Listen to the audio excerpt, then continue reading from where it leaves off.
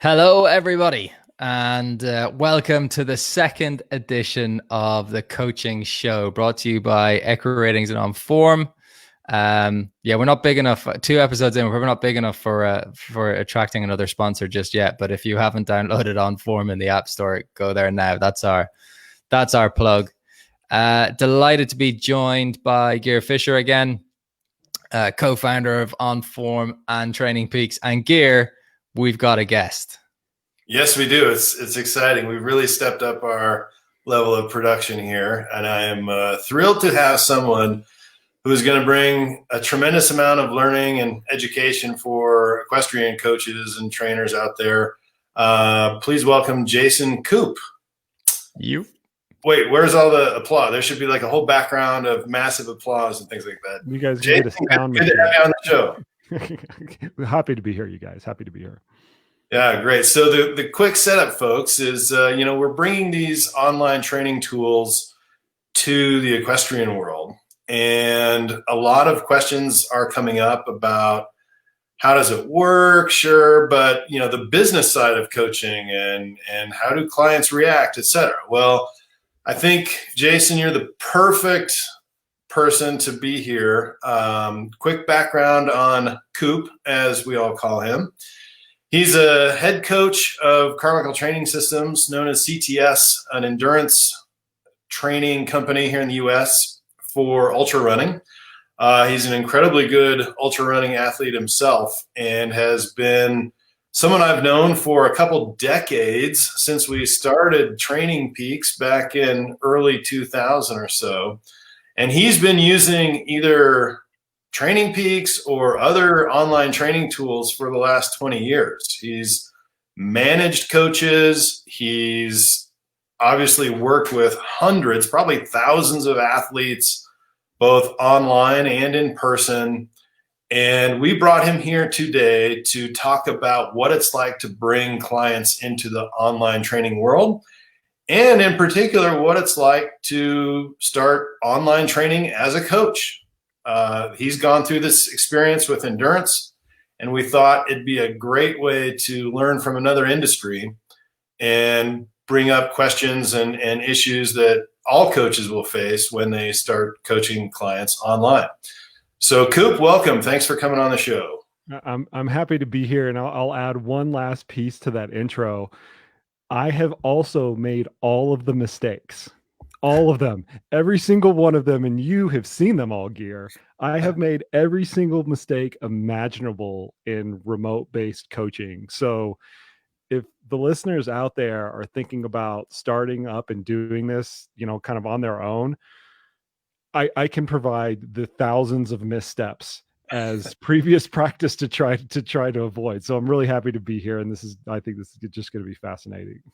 Great. Well, hopefully we can convey maybe 3 or 4 of those missteps today. We'll save the other 1,000 for a future show, but let's dive right in. I mean, we are talking about, if you can hearken back 20 years, when online tools were, in the endurance world were coming along.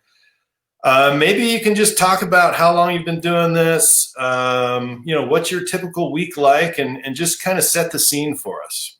Yeah. So like you said, I've been doing it for 20 years, and nowadays I find myself mainly working with trail and ultra runners. And my day is kind of split when I'm working with those athletes. My day is kind of split up into 3 components that aren't always equal, but I think over the course of time, given long periods of time, they'll carry some equal weight. The first one of it is just planning. So we use an online planning and analysis tool called Training Peaks, and there's some accompanying software called WKO5, to where a coach can prescribe workouts, and then the athlete can then receive them on their end, look at it. Okay, this is what I'm going to go to do today. I'm going to go run for 2 hours or whatever it is. They then can upload their GPS file, their heart rate file, whatever type of training technology they're going to use, and then I get that. And then I get the information on the other end. So it's a prescription and analysis tool. So those are the first kind of parts of my day, as I prescribe workouts.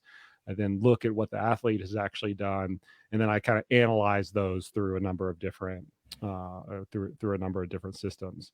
Koop, The I'm going third, to come in. I'm going to yeah, come in right there. Okay. Because planning is one thing, surprisingly, that we can lack quite a lot of, because we're I suppose, again, being a skill sport and having a horse. I think having the horse is the big variable here. Is we're quite field based. We're quite going, I'll see how he feels today. Now, how I know myself from trying to get fitter. I wouldn't say I'm fit, but trying to get fitter. I know there's days when I can plan. Okay, I've had like a low intensity session yesterday. Today, the plan was to do like some sprints up a hill. And then I get there, I do my first sprint up a hill, and I'm like, oh my God, I could really do with another low intensity day and not do it. Like, how important is it to stick to the plan? And why is that so valuable in that sport? Because I imagine if you were to talk to athletes in your sport and go, okay, you're not going to have training plans this month, they'll be like, whoa, what?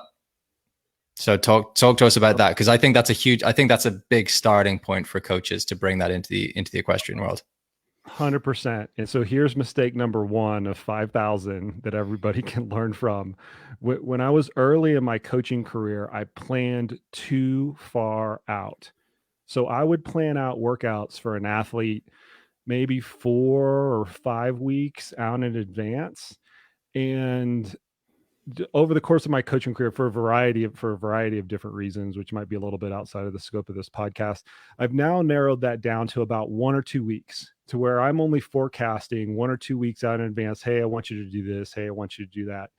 And even then, and even with the athletes that I've worked with for over a decade sometimes, so I know the athlete very well, I have very good training history with them, I'm still modifying that week's worth of plan, or that 10 days worth of plan, maybe 30% of the time, 20% of the time. And that's based off of feedback from the athlete.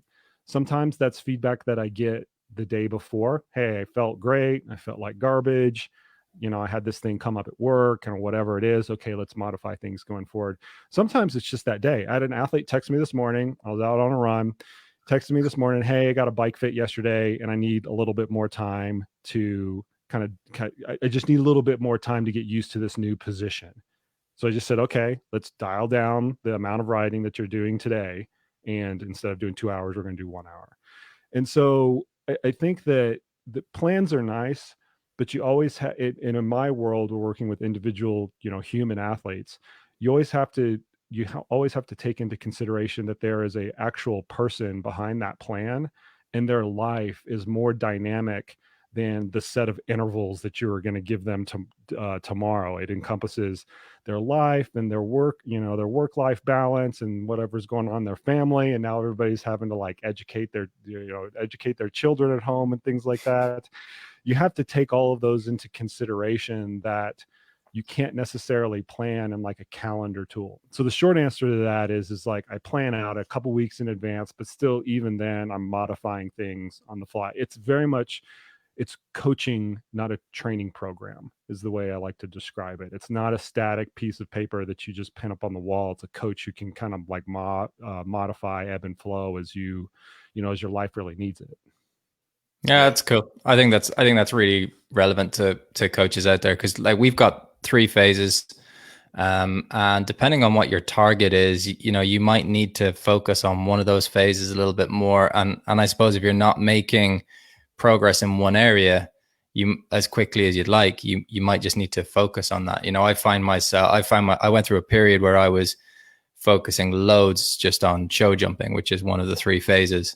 I had to keep up the fitness of the horse and stuff like that, but I strategically let dressage, which is the first phase, I wasn't putting as much time into it, and those scores dropped off a little bit, but the gains I was making in the other phases worked. So I just see it as really beneficial, and probably the first thing that that's going to kind of improve. We're going to see a lot more of, I think, people kind of just looking for that guidance. Yeah, planning is certainly important, but one of the key things to realize is the longer you plan out, the less granularity you need to apply to that plan. And so I come up with like annual or season-long plans for athletes. Absolutely. Like if I get an athlete, they have a target, they're training for the Olympics, right? 4 years away. we might come up with generalized architecture for a year, 2 years, 3 years, sometimes even 4 years. But the detail of that architecture can really be trivialized to, you're going to do high volume here, low volume there, high intensity over here, low intensity over there, like really big general buckets of development.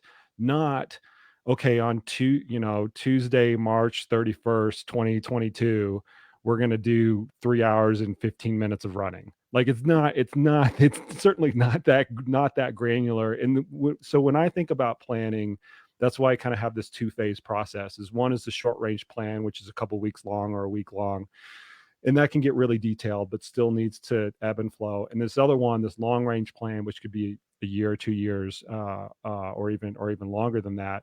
You can still do that, but there just has to be far less granularity involved with it. Yeah. So I have to bring up, and I knew this conversation would go like this because there's a million ways we can dive in. When you're talking about only planning a week or two, you're basically saying, let me get the feedback from my athlete and we're going to adjust as we go. Right. Not only in the equestrian world do you have an athlete, you've got this horse. So the point is you're going to take feedback from how the workout went and then adjust going forward. So that then brings in something I hear from coaches. How do I get feedback by online? Does that work? Is online coaching going to allow me to provide that feedback? Talk a little bit about how that helps or hinders the feedback loop. 100%. So I mentioned, you guys asked me how my day works from the onset. The first two components is planning and analysis. The last one speaks to your question that you just asked, Gear, and this is feedback and communication. So I take an all of the above approach with communication with my athletes. And what I mean by that is I will meet them wherever they want to communicate. If they want to use the online log to communicate messages back and forth, great. If they want to have a string of a gazillion text messages and emojis, which a lot of my millennial athletes will want to do, great. I'll keep that going. If they want to do email, great. We're going to keep that going. And if they want to do it over the phone, great. We're going to go ahead and keep that going. I try to get the athlete to do a little bit of all of those because they each have different textures, but I don't force them into one or the other. I kind of like let their natural personality and their natural tendencies play out. But getting the feedback from the athlete, not just the data part of the feedback, which in my world would be related to a GPS file coming from a wristwatch or a power file coming from a bike power meter, not just the technical feedback from that, but also, how did you feel? What were you thinking during the set of intervals? How did you feel afterwards? How's your sleep going? All of those types of things that like come out in actual like person-to-person communication or virtual communication, as is the case now. That's the third part of it. And that honestly drives a lot of the changes from day to day and week to week, as Gear was mentioning earlier. Sure, I can break down a training file and I can determine whether an athlete is over fatigued or fresh or ready for the next workout from the data. We can actually tease that out. And we've got very good tools, I would say, to tease that out. But I wouldn't make any movements on the athlete's training calendar solely based off of that technical piece of information. I would always couple it with some other piece of feedback that the athlete is providing on that particular workout. So that's the third area, is communication. And here's like the next takeaway from it. Out of like all of the technology and all of the gadgets and all of the whiz bang stuff that we now have, which are very good, by the way, still communication always goes to the top of the heap. I will always put quality communication that I get from my athletes. I'll put the gold star on that far before I will their heart rate variability or what their speed was during a particular interval or anything like that. The first question we always ask is, how did it go? How did the workout go? not what was your pace or what your heart rate was, because I can obviously tell that from the data. How was it? How did you feel during this particular workout? And that starts this process of what do we then do next? Perfect. And to be clear, are you doing that in person or are you actually doing that remotely? Almost all of the time remotely. I get to, I'm really fortunate that I do get to meet and come into like person to person contact before COVID with almost all of my athletes. I'll go to a race, we'll come out and we'll do an in-person camp or something like that. But 95% of the communication is virtual, via email, via phone, via Skype, via, some sort of messaging app or whatever. That feedback is always occurring at a distance. I live here in Colorado Springs, Colorado. I don't have one single athlete in Colorado Springs. My closest athlete is, oh my gosh, where is my closest athlete? Probably 500 miles away. Yeah. So and that's the way it's been for 20 years. Right, exactly. And that has been essentially enabled largely by all those technologies you mentioned, but we're trying to build a platform for video like I built Training Peaks as a platform for endurance. And something that we espouse is that platform sort of encapsulates a lot of the conversation. Is that somewhat how it works for you as well? Yeah, 100%. Because what I try to do from the very onset of working with a new athlete is to tell them to start, like, once they upload their file. Do we need to go over like the like kind of the chronology of how all this happens, gear? Can I like stylize it a little bit? I mean, when you say upload a file, it's really uploading a video, right? Yeah. Equestrian world. So what I try to get athletes to do once that file gets uploaded is immediately enter their post-activity comments. How did it go? And even if it's just like, hey, felt great, no problem. But don't ever leave the post-activity comments piece of it blank, because that's the catalyst to start everything else. Now, when I get that notification, and my workflow is I get an email and it has so-and-so did such and such workout, and here's their post-activity comments. That's my catalyst to do something. And do something is look at the file, call the athlete, figure out what, the next step of training is and things like that. But it all starts with that very first thing of what is the thing that the athlete was thinking about immediately after finishing that workout. When everything is raw, it's all kind of at the top of their brain and things like that. I try to ingrain that workflow of doing that immediately post workout with every single athlete that I work with, because I find that when we can start the conversation, or when we can start the analysis from the training with that, how did you feel? And they can do that on their own through that post-activity comment, you get much better texture to what the workout was at that point versus waiting a week or looking at the actual data first. Like going in and just looking at the file and not having any context with how the athlete actually felt. Like I always get it right when I can combine, this is how the athlete said that they were feeling, with the data that's coming from the watch or the device or whatever. We can always make much better decisions when we're like alchemizing those two pieces of information versus taking any one of them in isolation. Perfect.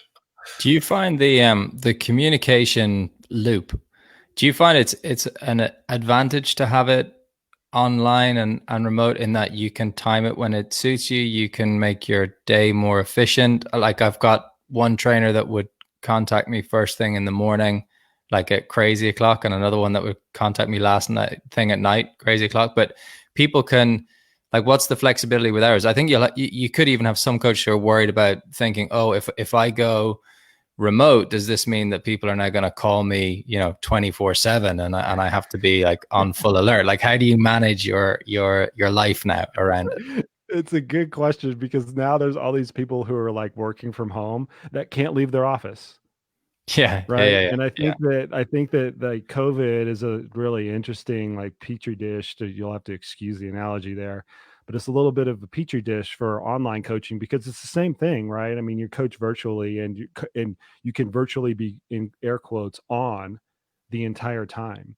And so from a business perspective, and also I think that this ends up trickling into the efficacy of coaching as well. You need to set boundaries and parameters around how that feedback loop is going to work. Now, that's not to say, and this is actually a big business conversation. That's not to say that, you know what, on Tuesdays I'm always and only going to do this, and on Wednesdays between 10 and noon I'm always and only going to do this. But the way that I do it with my athletes is I keep it really simple. I'm like, listen, if something does not need to be immediately addressed, send it an email. If you need to know within the next hour or so, send me a text. And that's it. And then there's some caveats with international athletes and WhatsApp and all that kind of stuff. But fundamentally, using those different messaging apps to determine the feedback loop, I think is critical. And you're always going to go through some ebbs and flows with new athletes that are not used to having a remote coach, in terms of how that communication, that's just normal. It's not going to be 100% smooth right from the onset. I think that's just normal coach athlete relationships.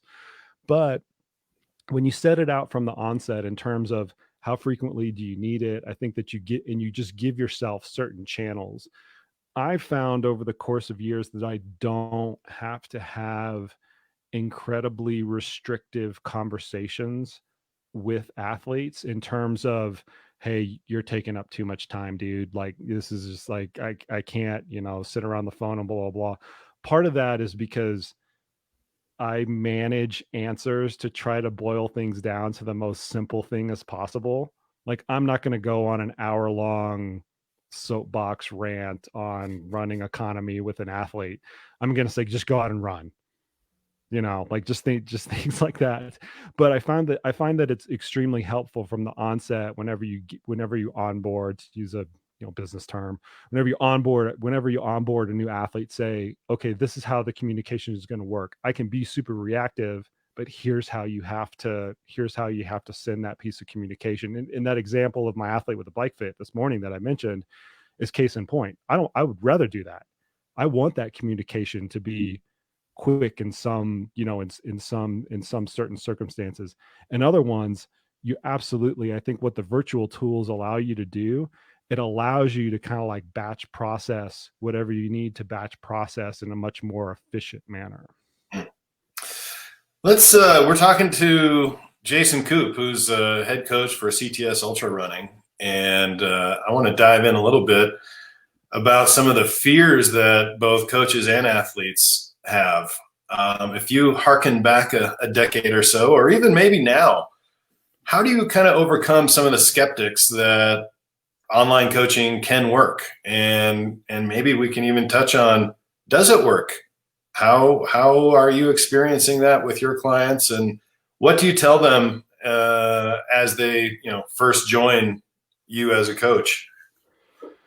Well, now I don't have any of the skeptics. And part of that has been built on the backs of people like yourself, Gear, and the endurance realm, you and Dirk and my boss Chris, and the kind of incredible legacy of coaches that kind of paved the way.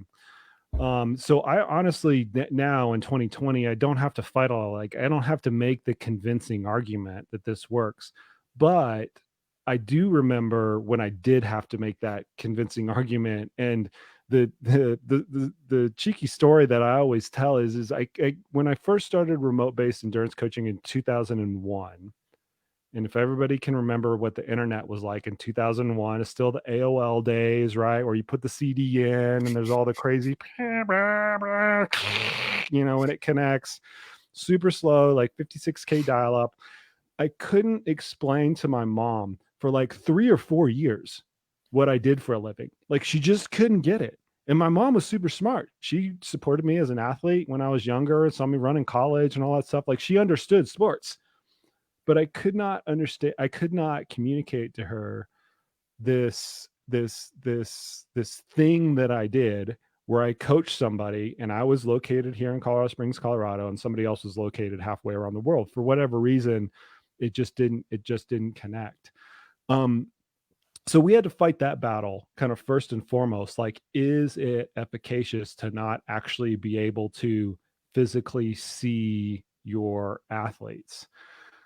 That's honestly like the big, like, was one of the biggest hurdles at the time. Like, is the whole thing going to work? With all of the Zoom meetings going on now and people being able to FaceTime so easily, that barrier of being able to see somebody yet not physically be there has honestly been broken down a lot. And so so part of me doesn't really, like, I really don't understand where the skepticism comes from, other than the fact that it's different. And when coaching and interpersonal services are different in some way, shape, or form than they have been than they've experienced previously, that's where the skepticism comes from. It's not that it's a valid argument. It's just simply that it's different. And I I I don't have the best way to combat that other than to just show them how it works. Like, here's how it actually works in real time. And that's what I used to do when I first started coaching, is it's almost analogous gear to what you just asked me, on the onset. What does your day look like? I would describe to an incoming athlete, here's what I do, soup to nuts. You go do the workout, you upload the file, I go look at it, you put in your post activity comments, I respond to the post activity comments, we talk on the phone. And I've obviously done that a lot, right? Well, So when Koop says post activity comments in OnForm, you've got this messaging thread. So you post a video, you comment how it went, the coach sees it, and then has a conversation with you about it. That is literally what I wanted to reproduce in these other sports that we have done hundreds of thousands of times in endurance. So I think you are describing the core basic communication loop and the reality that you've had athletes with incredible success, you yourself, but your athletes, and you said earlier, you almost never meet them unless you're at an event. So it has proven to work. yeah. I would say the other thing in endurance sports in particular, one of the things that we had to fight kind of early on is what does a freaking coach do? Everybody, at least in the US, is kind of used to a coach being their basketball coach. Or I guess in Europe it would be the football coach, soccer coach, right? They're sitting on the pitch, on the sidelines with the clipboard, whistle in their mouth, barking out orders. The fact that that environment doesn't exist in endurance sports, it's a hard thing for people to conceptualize and get over. And I've always found the best tool to do that is just show them what you do for a living. Like, I've explained my workflow to athletes, to coaches. I can explain it to my mom now, and she actually knows. And once I've always found that once I go through that explanation, people just get it. Like, they're like, okay, now I can understand. Now that I see you're taking all of these different components and you have an actual system for it, now it makes sense. Yeah. Gear, the one thing about what I love about that post activity comment as well, that feedback from the athlete first, and the fact that you start with that, was something I did just by chance almost now, but like obviously there was a subconscious desire to do this.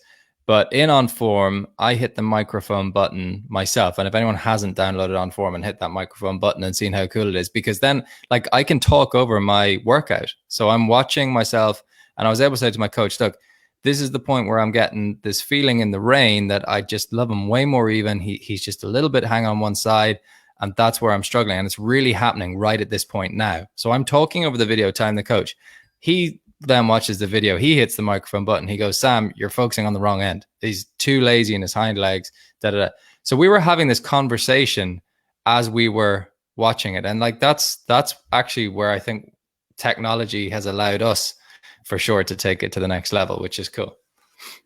Yeah, it's fun for me to think about the comparisons. I know our audience doesn't really know Training Peaks, but we really are trying to do for the skill sport world with video what we did with the endurance sport world with these GPS files and stuff. And that is to empower coaches to have this communication loop with their clients, and certainly not replace the coach, but, give them more tools to actually provide great feedback, because, at the end of the day, you hire a coach for their knowledge to learn something from them. So We're getting down there, but Coop, I wanted to also see, like how in the business of coaching, the model in equestrian has been pay per lesson.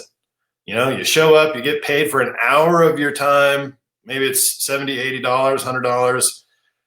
In the endurance world, you get paid for your knowledge on a monthly basis. Maybe some weeks you work a couple hours, some weeks you work more. Just talk a little bit about the business financial model and how it's worked for you and how that plays with online coaching. Yeah, I would say, out of the 5,000 mistakes that we were talking about earlier, maybe 4,000 of them can revolve around the business of coaching. And because that was newer than coaching itself, right? We kind of like coaches existed obviously before the business of coaching existed. And I have seen it all. And you've seen it all, Gear. Like I have tried to build coaching products around a $9.99 price point per month. So you get an individual coach. Somehow there's some, magic technology behind it that leverages that coach's time to a greater extent, and they can coach hundreds, if not thousands of clients. And the end user is paying $9.99 a month, all the way from that end to $1,000, $1,200 a month for an individual athlete, and kind of everywhere in between. And for new coaches out there, this is actually one of the most daunting aspects to get their coaching business off of the ground. Whenever I consult with new coaches and whenever we kind of meet them at some of the conferences that Training Peaks puts on, the business side of it always gets a lot of attention because most coaches get into coaching because they love the sport and they don't understand the business side of it, and it's intimidating, and they don't know how to, monetize their time. And a lot of them just want to do it for free because they love it so much, and on and on and on and on and on. So one of the primary lessons that I have learned throughout technology playing a part in coaching is because technology fundamentally is going to enable you to leverage your time better. Not necessarily more. That's a component of it. Like you're going to be able to take on more clients. Hopefully technology will help you do that, but that's only one component of better. Better also means the efficacious nature in which you're communicating and delivering coaching to your clients. Technology should absolutely be better than whatever else you were doing previously. But because of that, whenever technology does come into this, personal advice space or consulting space, however you want to describe it, one of the things that inevitably happens is competitors want to try to race to the bottom and compete on price point. And one of the things that I've learned over the years is that is a losing battle, because there's always going to be somebody else out in the space that's going to be able to or want to or can do it cheaper. And other coaches look at that proposition and they look at the marketplace, they're doing their market research, they're trying to figure out if they want to come into the field. And they're like, well, crap, I've got to beat a $9.99 price point, like what I put out earlier. The fact of the matter is you don't have to do that. You shouldn't compete on price. You should compete on your expertise and what your athletes or your clients get out of the relationship. That should be the differentiator between one coach and another coach and another, not price. If you're trying to leverage price to gain market share, you're going to be able to do it for a nanosecond. And that business might last for 9 months or 18 months. Gears has seen all the, coaches go out of business that just try to undercut the marketplace. And it works for a very short period of time. But the coaches who in our space, in the endurance space, the coaches that have been everlasting through the mortgage crisis in 2008, 2009, through 9/11, and the ones that'll see the end of the COVID crisis, they're competing on value, and they have the right mix of price point compared to the value that they actually deliver to their clients. So that is the biggest lesson that I would encourage any new coach getting into any industry to take under advisement is to price your services based on your expertise and your value, and not to immediately race to the bottom to gain market share, because there's always going to be somebody else that's going to do that to a greater extent than you can. It's a great bit of feedback, right? It is, once again, a reminder that people are willing to pay and get value from your knowledge, and the tools, yeah, they'll allow you to do more and more, but ultimately also control your time. And there's no reason to race to that bottom, especially when the industry is new to the whole concept of online coaching. We are about 35 minutes in. I know Koop's a busy guy. He's got probably like 14 more Zoom calls to make today. Various things. But I think we could probably go for like another, I don't know, 4 or 5 hours, Sam, maybe asking questions. Absolutely. No, it's great. It's really insightful. I love that we've covered, we've covered the business side of it. We've covered the kind of, the how it works as well. And I think that's big. Did you advertise, Koop, like when you were starting out, like how much of it is, I mean, you advise coaches too. That's the other last question from me is, in the beginning, I'm sure you were trying to get the message across to athletes. Like how much now are you messaging to athletes? How much are you messaging to coaches? And are the messages the same? Or are they different? Messages in terms of just advertising and marketing? Yeah, around the space of kind of online coaching, the remote feedback, that kind of stuff. Like, are you telling coaches how to grow their business and how to message A, their expertise and their skills, but then B, I think the big thing for us is that athletes they could be interested, like they could be like, okay, this sounds cool, but before I really dive into this, I really need to know how it works. So there's around the messaging of telling the athletes this is how it's going to pan out, and then the messaging of telling the coaches how to spread that message. Yeah. So for the coaches that are trying to get in it, I always advise that they do it in an incremental fashion. Coaching can either be a classic side hustle where you're doing it for part-time income. It can encompass, half your income, or if you're somebody like me, it's full-time income. And this is all I do. I coach every single day. But I manage coaches across that entire spectrum, whether some of them use it as part-time income, some of them use it as, supplementary income, and some of them use it as full-time income. But you don't necessarily know what that endpoint is going to be when you initially decide, hey, this is something that I want to see if I want to do for a living. And so I encourage them initially to kind of go in small doses and say, okay, I'm going to dedicate 10% of my time, 20% of my time to building this online business. And what it enables that person to do is to do it in like an authentic, very grassroots way. And the reason that I think that is more effective in coaching is because it always comes down to an interpersonal relationship. And many times those interpersonal relationships are just simply built off of referrals that you get from one client or one athlete to another client, another athlete, and another client, and another athlete. I have designed ad campaigns and marketing campaigns and things like that for coaching to find the ROI on that.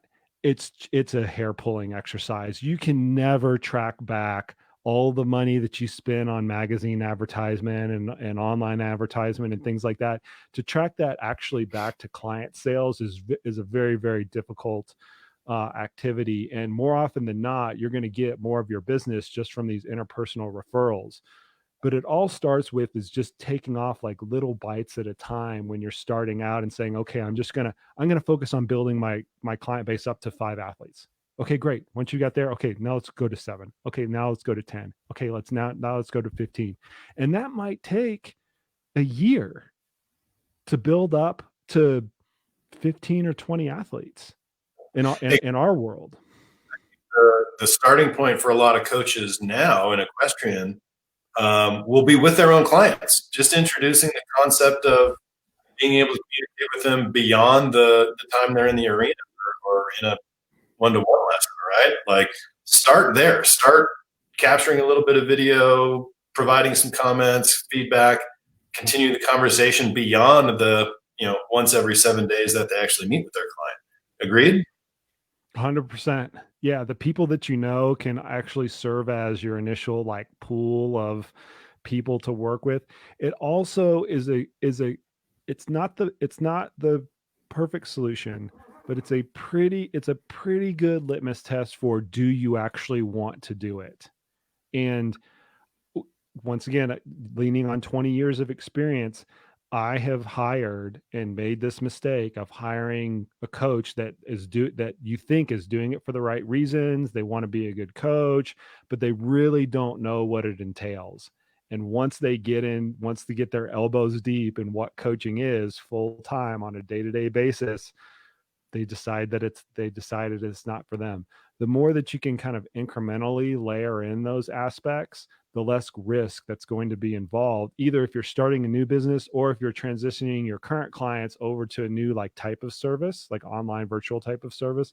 Either one of those, I would say is applicable. Just do it in small incremental steps, because one of the things, if you're taking on virtual coaching as a new service, or coaching as a new service, is you're going to make a lot of mistakes. And it's better to do that across a small cohort. That's what I meant to say. Cohort of people that are friendly to you, at least, and will forgive your mistakes. So before you go out and blast out there with some really slick Instagram campaign or whatever that you think is just going to rake in the profits, like, just start with the people that you know and you trust. And when you really screw things up, you can go, yeah, my bad, we need to do, something different, and they'll forgive you. Like, that's a good way to start out. Well, let's start by saying forgive us for going a little long, but this is a fascinating conversation, and we'll definitely have to have you back at some point in the future, Koop. I want to remind everyone, OnForm is available now in the iOS App Store. We're about a month away from having it available on Android too. And every Tuesday, Sam and I host a Getting Started webinar. This Tuesday is actually, we're changing the time. So watch the socials. We're going to be a little bit later than we normally do, both later than our usual weekly one. So people can learn more there. And if you have questions for us, or I might even be able to talk Koop into answering a few things, go ahead and send them in, gear@getonform.com. Shoot me an email. Otherwise, thank you so much for joining us, Koop. Really appreciate it. Yep, I had fun. Always happy to help you out, Gear. Absolutely. Much appreciated. Thank you very much, Gear. Thank you very much for being back on the show. And everyone, thank you very much for watching and joining us and listening to us, if you're listening to this back on the Eventing podcast as well. But thank you, and we will see you all same time in about 2 weeks' time. That's the plan. Talk to you then. Thank you. Bye-bye.